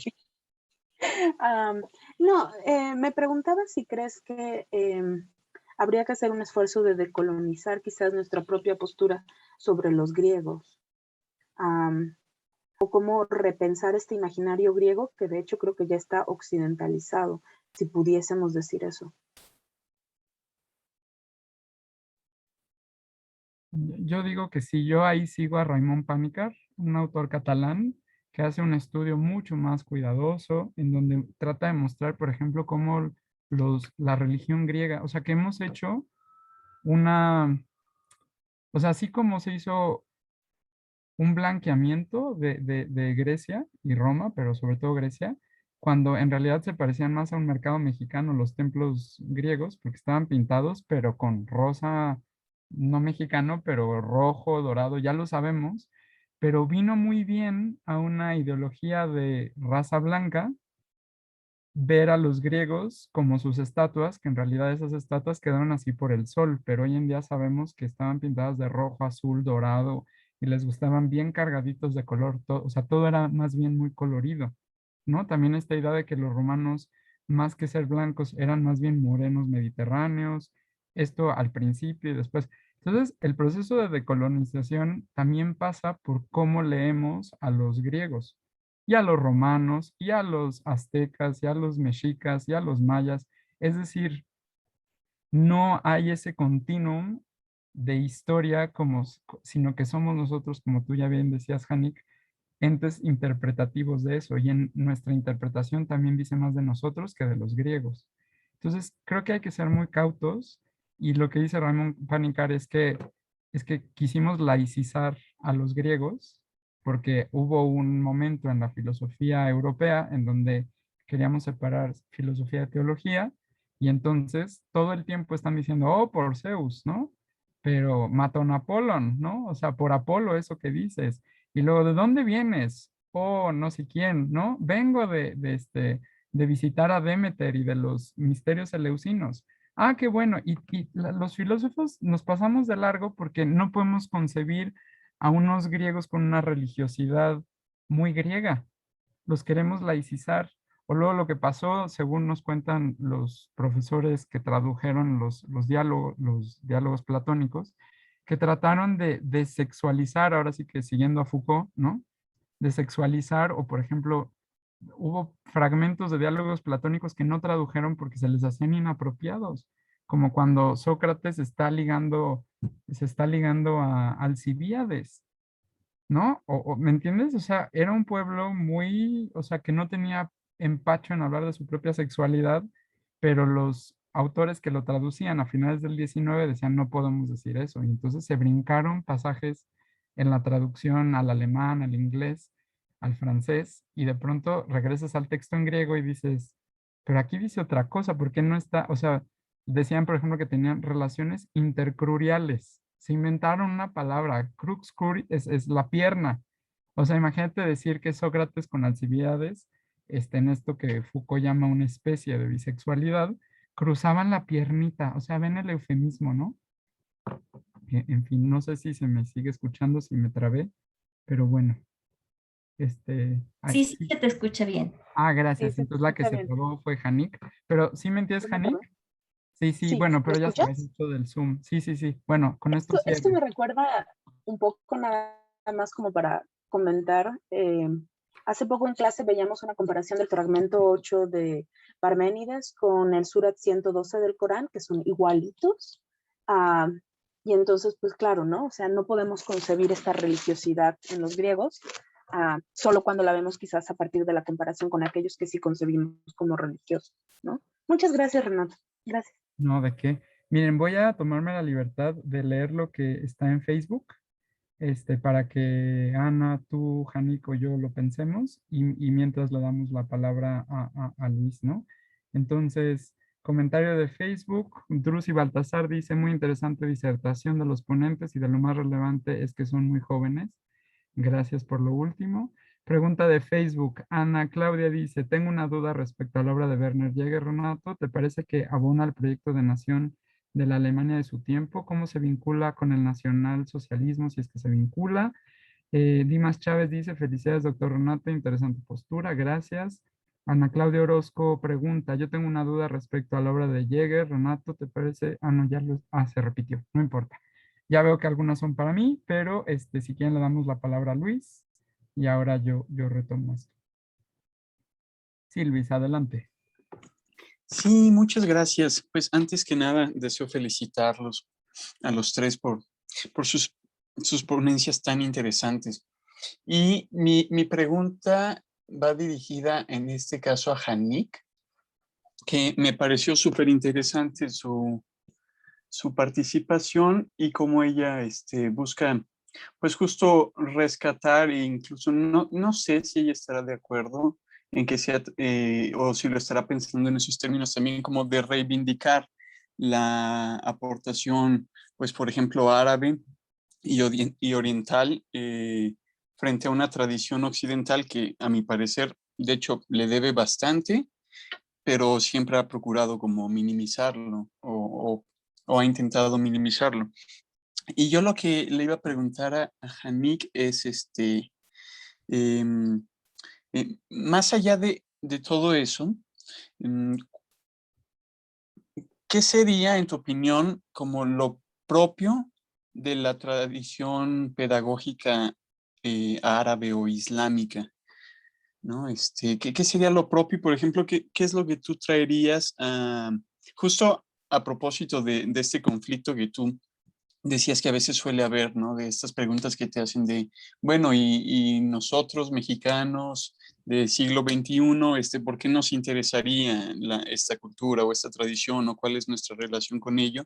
¿Qué es, por ejemplo, lo que tú traerías con todo este conocimiento que tienes de dicha cultura al presente, a nuestro presente como sociedad mexicana y sobre todo qué traerías a nuestros problemas, por ejemplo, educativos o las discusiones pedagógicas que se dan en la sociedad mexicana contemporánea? Muchas gracias, Luis. Creo que lo primero que habría que decir es que no sé si reivindicar, quizás sí, lo que hago. Yo suelo hablar más de filosofía islámica o filosofía en tierras del Islam, para no hacer esta simplificación o más bien esta equivalencia entre árabe como etnicidad o árabe como lenguaje, que bueno, sí, en algún sentido podemos hablar del árabe como lengua vernácula en la filosofía islámica, pero hubo, de hecho, por ejemplo, Rumi, su lengua está en persa, ¿no? Entonces, tenemos muchas obras que están en persa también y en otros idiomas posteriormente. No sé, quizás ante la pregunta, ahora lo estoy pensando, que ante la pregunta de por qué los mexicanos deberíamos de volver la vista hacia el mundo islámico, la respuesta principal sería porque nos trajeron los trompos de los tacos. No, pero que en realidad tenemos muchos vínculos culturales que están invisibilizados. Y este ejemplo de los tacos es muy absurdo, pero están ahí. O sea, esto vino con la comunidad turco-libanesa, que vino, que bueno, de hecho han venido migraciones durante varios periodos. Y de hecho tenemos esta presencia aquí, incluso en los primeros momentos, cuando llegaron los españoles a México, bueno, había muchas personas que eran del ala andaluz y bueno, hay como toda la historia, ¿no? Pero bueno, ese sería otro tema. Yo estaría pensando que es muy interesante pensar la espiritualidad espiritualidad. Y bueno, el adab, en filosofía islámica se habla de adab como un equivalente a la paideia. El adab eran las formas en las que se debía uno de comportar de acuerdo con la sociedad, pero no son solamente formas exteriores, sino que son las formas de comportamiento social, son signos del refinamiento interior. Y eso es conocido como adab. Sería el equivalente en el mundo islámico de la paideia, ya con todo lo que Renato nos comentó en específico de la paideia. Creo que es muy interesante al hablar de educación en el mundo islámico, hablar justamente del adab, especialmente en la mística o en el tasawuf. El sufismo, que nosotros llamamos sufismo, es el tasawuf. Y tiene una forma muy especial de pensar la educación como una educación racional, corpórea, intelectual, pero también espiritual, donde estas distintas dimensiones de lo humano van siempre unidas y siempre van juntas. Entonces es muy interesante pensar justamente la educación del cuerpo. Hay que recordar que en el Islam no existe la negación cristiana, ni el rechazo al cuerpo, ni la dicotomía cuerpo-mente, y eso nos lleva ya a un modelo educativo distinto de entrada, ¿no? Entonces, para aquellos que quisieran adentrarse un poquito al estudio de la paideia en la filosofía islámica o en general en el Islam, podrían acercarse a la adab. Yo no ubico textos en español del tema, pero quizás debe de haber algo. Eso podría ser interesante, o a la educación en el sufismo, que aparte de eso vamos a encontrar muchos otros tratados de filosofía, bueno, tratados de pedagogía en general. Estoy pensando también, por ejemplo, en los espejos para príncipes, que era todo un género de formación pues ética y social, pero especialmente enfocado en en los gobernantes. Ese también es un género muy interesante de pedagogía en el mundo islámico. Y bueno, en realidad todos los filósofos van a tener algunos tratados sobre educación y pedagogía en el sentido en el que los tenemos. También sería interesante pensar que justamente en el sentido en el que adab une formación interior y comportamiento exterior, vamos a encontrar discusiones sobre estos temas en lugares en los que nosotros quizás no pensaríamos. Por ejemplo, la teología quizás va a dar algunos lineamientos, o sea, Kalam también va a dar algunos lineamientos que después los educadores van a retomar, etcétera, etcétera, ¿no? Entonces es como un mundo muy gigantesco, también el de la educación dentro del mundo islámico. La filosofía se encarga de algunas partes, pero no solo lo vamos a encontrar ahí, ¿no? Y bueno, eso nos lleva a otras problemáticas sobre el estudio del Islam, ¿no? Que no, las diferencias disciplinares no son las mismas que nosotros, y los diálogos disciplinares también son muy distintos a los que estamos acostumbrados nosotros desde la filosofía occidental. No sé si digo una respuesta clara, espero que sí. Sí, por supuesto. Muchas gracias, Henrik. Y bueno, sí, de hecho me llamó la atención que mencionaras lo de justo al andaluz, porque bueno, claro, o sea, esa es también una forma como muy directa y evidente de percibir la herencia árabe, o bueno, sí, claro, este es el problema, ¿no? Entre la etnicidad y la religión, pero al menos esta herencia islámica, pues en los pueblos hispanos en general, ¿no? Pero bueno, quizás eso ya sería otro tema, pero muchísimas gracias, me respondes y me Gracias, Luis. proporcionas datos muy valiosos.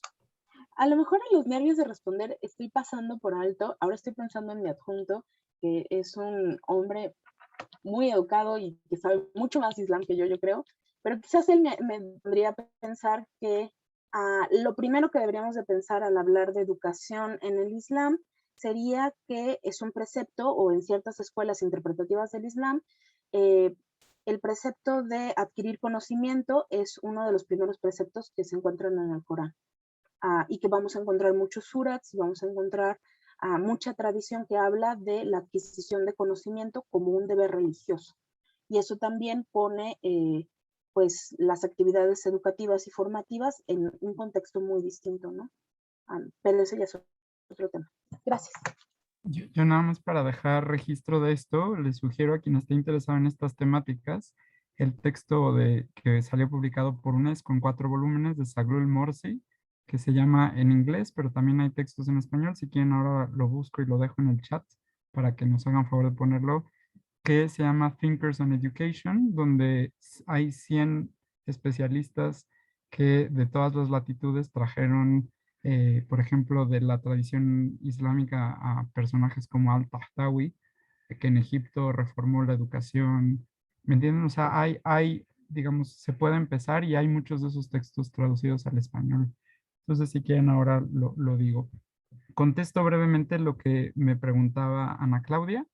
Y hay otra pregunta. Entonces, recuerdo nada más que si el proyecto de Jäger abona a la Alemania nazi, nada más de manera muy breve, en 1933 sale publicado el primer volumen de Paideia. Ajá, y coincide con que obligan, digamos, a Jäger a salir con su esposa, porque su esposa era judía y se tiene que trasladar a Estados Unidos. Entonces, yo más que decir que contribuyó a la Alemania nazi, digamos, yo lo veo como una figura muy interesante, como una bisagra entre los viejos filólogos alemanes y, digamos, las nuevas formas de hacer filología. Les voy a poner en el chat a todos la liga para una tesis de doctorado en pedagogía muy interesante sobre Jäger, la paideia y textos que nunca vieron la luz en español.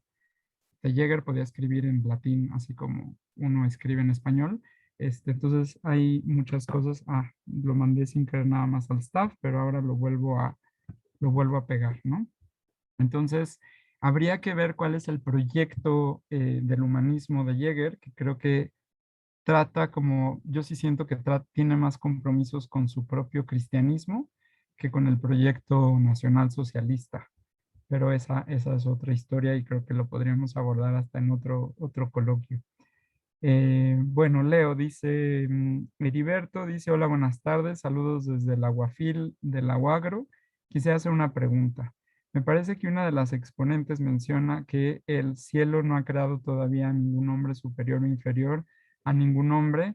Desde la perspectiva filosófica, ¿qué se tiene que decir sobre las políticas migratorias restrictivas en Japón, por ejemplo, que prefieren destinar sus esfuerzos en la robótica y de esa forma reemplazar la mano de obra que no provenga dentro de sus fronteras? Entonces, bueno, Ana tuvo que retirarse por una cuestión técnica, pero yo que conozco su trabajo y las cuestiones, digamos, como ella indicaba, del confucianismo que llegarán, digamos, hasta Japón, eh, o sea, porque para entender la filosofía china, el confucianismo y el taoísmo, que son como estas dos grandes vertientes que nacen siendo enseñanzas, voy a permitirme usar esa palabra, van a ser mezcladas posteriormente con elementos religiosos. Entonces, el confucianismo después se volverá una religión, igual que el taoísmo, ritualísticos más que religiosos en ese sentido. Entonces, pero Confucio y todo el confucianismo va a hablar de este concepto. Entonces, la cuestión es ver en el Japón de después de la Revolución Meiji, en donde de ser feudales, como nos decía Ana, pasan a ser una de las naciones más industrializadas. Pero cuando dicen los japoneses ahora nos industrializamos, es ahora nos industrializamos. Entonces, hasta 1945, diré, bueno, 1945 es una época muy importante porque pierden la Segunda Guerra Mundial y además tienen 2 bombas nucleares. Digamos, esto no culturalmente tuvo un impacto muy fuerte, además del impacto evidentemente de radiación y político, etcétera. Pero lo que no hay que ver es cómo, habría que ver cómo los propios japoneses ven su propia tradición. Esta tensión que existe en todas las culturas, entre la tradición y la innovación, entre lo propio y lo extraño, yo creo que sería interesante para poder contestar esa pregunta que nos hace el colega de la UAGRO, ¿sí? de Heriberto, ¿no? Eh, entonces, claramente hay un nacionalismo, hay todo y eso también es parte de la tradición Meiji. Si alguien quiere, por ejemplo, entender, les sugiero y les gusta la literatura, les sugiero y está relativamente económico Yo el gato de Natsume Soseki, que es un gato, se parece un poco al asno de oro de Apuleyo, pero tiene sus diferencias, pero es un gato que va narrando, es un texto escrito entre 1901 y 1902, que narra justamente cómo ve ese gato, nos cuenta cómo ve a esos humanos que de la época Meiji, que se están industrializando, que se están transformando. Y entonces creo más bien que eso es muy interesante. ¿Qué papel juega la educación entre la transformación y el mantenimiento de ciertos aspectos culturales esenciales? Entonces, eso es como yo podría contestar a la pregunta, ya que Ana no está conectada. ¿Qué más? ¿Alguien más quisiera participar, decir algo? Sí, Miguel, adelante. Antes que nada, quiero felicitar a todos los ponentes y me parece que abona mucho para reorientar los estudios sobre la educación desde el ámbito filosófico y transdisciplinariamente y multidisciplinariamente.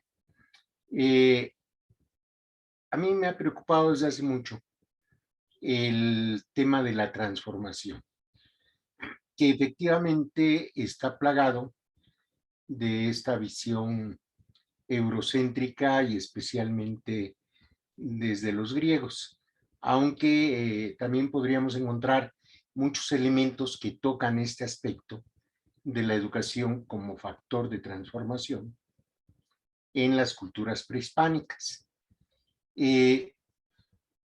La maestra Yannick me parece que tiene elementos muy interesantes sobre esta cuestión de la transformación. Yo de manera muy simplista y ahorita para abonar a la reflexión, lo veo como el paso de una forma a otra, que se mueve, como bien lo planteaba el nuestro Renato, entre el pasado y el presente, pero también se proyecta hacia el futuro. O sea, ninguna educación se establece, ni la familiar ni la escolarizada, se establece en función solamente del presente.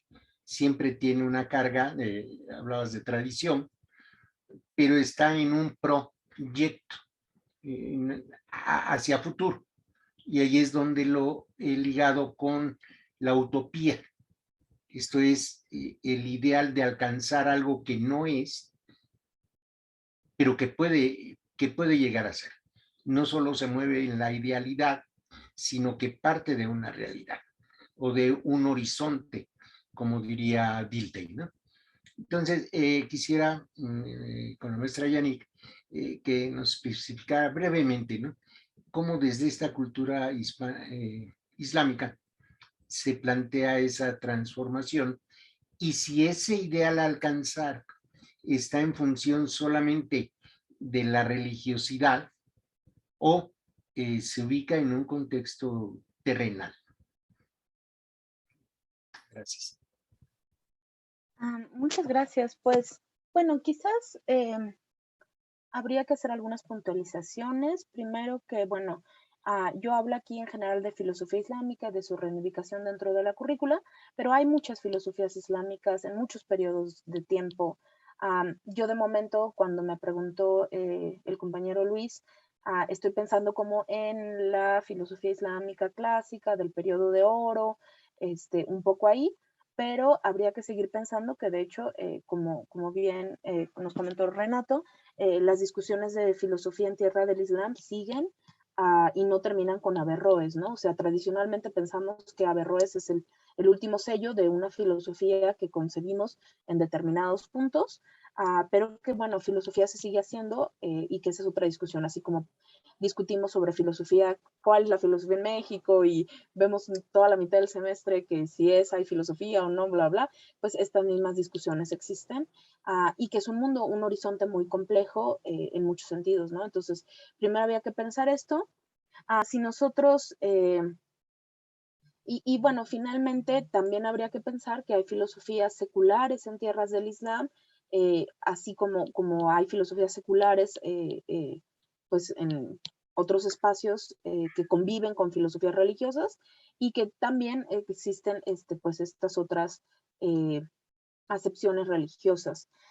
Bueno, si queremos hablar justamente en un imaginario de el periodo clásico, etcétera, etcétera, pues habría que pensar que pues el proyecto educativo estaría ligado directamente con el proyecto religioso. Mm, Creo que, híjoles, es una pregunta como muy compleja para responder como muy brevemente. Habría que pensar eh, que sí, o sea, habría que tomar muchos elementos en cuenta. Pienso que es una educación que se da en términos religiosos, pero que de acuerdo al momento histórico en el que queramos detenernos, podríamos pensar que ha habido mucha énfasis en general en el dominio de la racionalidad, ¿no? Tradicionalmente detenemos el racionalismo islámico eh, cuando termina el movimiento mutasilita y entramos a la sharita, pero en general, a pesar de el cambio del rol en la razón que da el asherismo, sigue habiendo una importancia en la racionalidad y en la lógica y en estos elementos dentro de la formación educativa. También habría que pensar que hay distintos accesos a este tipo de educación. Podría haber una educación externa que se limitaría como a la Sharia. Es importante pensar también que la Sharia ha sido distinta desde distintas interpretaciones, escuelas, etcétera, etcétera. Y después habría un proyecto educativo mucho más para iniciados, y podríamos pensar en los proyectos educativos del tasawuf y el sufismo y los de la filosofía, etcétera, etcétera. No sé si, creo que necesitaría como toda otra conferencia para pensar todo eso. No sé si esto es un poco, nos da voces generales de... Excelente.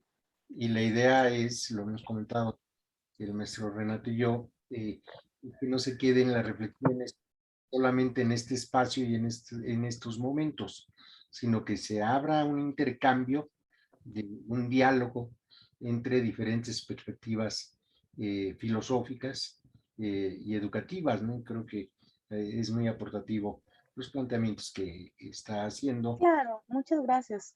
Hizo la maestra Ana y hace rato en la mesa los participantes, y por supuesto lo que está planteando el maestro Renato, que me hace pensar en la importancia que tiene la filología y la lingüística en general, porque efectivamente hay un problema a veces con las traducciones y con las interpretaciones, sobre todo cuando se manejan ideológicamente, ¿no? Que también es un tema que podría darnos para todo un coloquio o un congreso. Muchas gracias. No, pues gracias a usted. Ya tenemos que ir cerrando, ¿no, Miguel? Pero nada más les aviso que en este instante, y si nos hacen favor de ponerlo también en Facebook, está la página de este compendio que hace Morsi para la UNESCO. Son más de 100 autores de diferentes tiempos y latitudes, y se pueden descargar claramente de manera gratuita. La mayoría están en inglés, bueno, todos están en inglés, muchos en francés y también muchos en español. Para quien quiera, es un documento fantástico en donde en apenas 10, 12 hojitas uno puede conocer lo que propuso Taha Hussein, por ejemplo, también para Egipto, Krupskaya, la que es más conocida por ser la pareja, compañera de Lenin, pero fuera una pensadora, hablando de lo que veíamos en la mesa anterior, ¿no? De que no hay pensadoras de la educación, no hay filósofas de la educación. Ujú. Y bueno, pues no sé, Miguel, si quieras decir algo para ir cerrando, porque no solo cerramos la mesa, sino el simposio. Es cierto, es cierto. Pues yo solo quisiera invitarlos a que se mantuviera este diálogo, no necesariamente por conducto del maestro Renato y mío, desde luego, yo creo que los dos estamos en la mejor disposición de participar, pero sí entre ustedes por las temáticas comunes y también por las que no son comunes, que pueden aportar mucho a las orientaciones o intereses académicos, intelectuales, profesionales que tenga cada quien.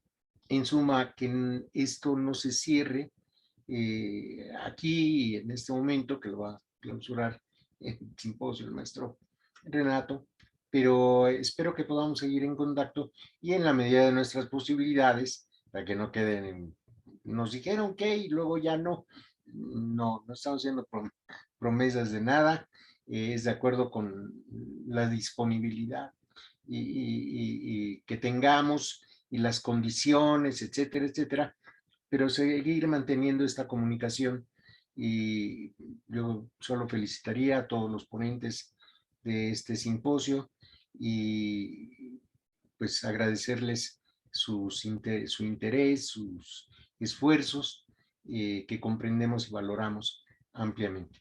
Y por supuesto, yo en lo personal, pues todo lo que me han hecho pues conocer, confieso mi ignorancia, pero me han despertado muchas ideas y eso es de mucho valor para mí. Muy agradecido y nuestro Renato, cierre por favor. Pues yo cierro con una brevísima anécdota y es que yo propuse un simposio de filosofía de la educación y Miguel también y nos dijeron, pero ¿por qué no mejor hacen uno en conjunto? Y creo que a los dos nos gustó mucho la idea. Ya eran principios del año 2020. Este, y la verdad es que yo quiero reconocer a Miguel el esfuerzo, el empeño, a la AFM por permitir estos simposios donde se hablan de muchas cosas. Y quiero dejar patente que la verdad fue un gusto trabajar con Miguel, con todos ustedes. Fue difícil por toda la cuestión de que se tuvo que cambiar el Congreso, en fin. Pero creo que aprendimos mucho. Se están quedando grabadas las 4 mesas. Y como dice Miguel, pues está en nosotros seguir estando en contacto, viendo qué cosas suceden. Por ejemplo, el Congreso sigue hasta el viernes. Ahora a la 1, por ejemplo, si se me permite hacer un comercial, Luis va a presentar en el Simposio de Filosofía Medieval. Por ejemplo, ahí es una de esas épocas que a mí me molesta mucho que dicen, ay, qué cosa más atrasada, pareces medieval. Y yo digo, ojalá y fuéramos medievales, ¿no? Sobre todo en ciertas circunstancias. Entonces, bueno, igual hay simposios interesantísimos y pues agradecemos a todos los miembros del staff que nos apoyaron, a la AFM, a todos ustedes por estar aquí y pues seguimos en contacto. Entonces, pues que tengan una bonita tarde y pues eso. Nos vemos. Cuídense mucho. Gracias.